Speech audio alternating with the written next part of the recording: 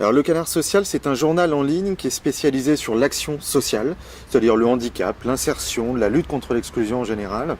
Et c'est un média qui travaille à l'échelle des Pays de la Loire. Alors nous, il n'y a pas de bénévoles, on est un média à part entière, on travaille avec des journalistes professionnels. Nous-mêmes, nous sommes des journalistes professionnels, donc pas de bénévolat, bien au contraire, c'est un vrai média. Alors nous, dans un premier temps, dans la première phase de lancement du site, on n'a pas fait un site très multimédia avec des web documentaires, des petites œuvres multimédia, etc. Donc on est avant tout en lien avec des journalistes qui sont rédacteurs, capables de faire des photos également, mais des rédacteurs.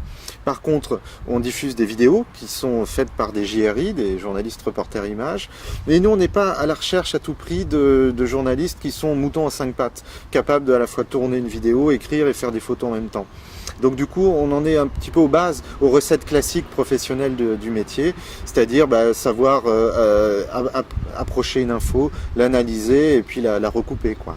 Le Canard Social, c'est un média qui existe depuis 1 an et demi, qui a été lancé au printemps 2010. On est encore en phase d'implantation, la deuxième phase, on va dire la saison 2 de l'implantation. Au départ, on avait réuni de l'argent pour pouvoir payer les premiers salaires, faire face aux premiers investissements. Il se trouve qu'on n'est pas encore rentable à l'heure actuelle, parce que c'est long, il y a une période d'inertie avant d'avoir un certain nombre d'abonnés pour être rentable. Donc pour l'instant, on n'est pas encore à l'équilibre. On est actuellement en train de travailler sur un financement avec des outils publics, en fait. Nous, nos revenus au Canard Social, c'est avant tout des abonnements. En fait, l'info, pour nous, elle a une valeur. Si elle a une valeur, c'est qu'elle a un prix. Donc, on est censé pouvoir recueillir des fonds en échange de l'info qu'on diffuse. Pour autant, on n'est pas encore arrivé à un nombre d'abonnés suffisant au bout d'1 an et demi. Donc, du coup, on a d'autres sources de financement. L'animation de débats et de colloques sur les thèmes qui nous intéressent.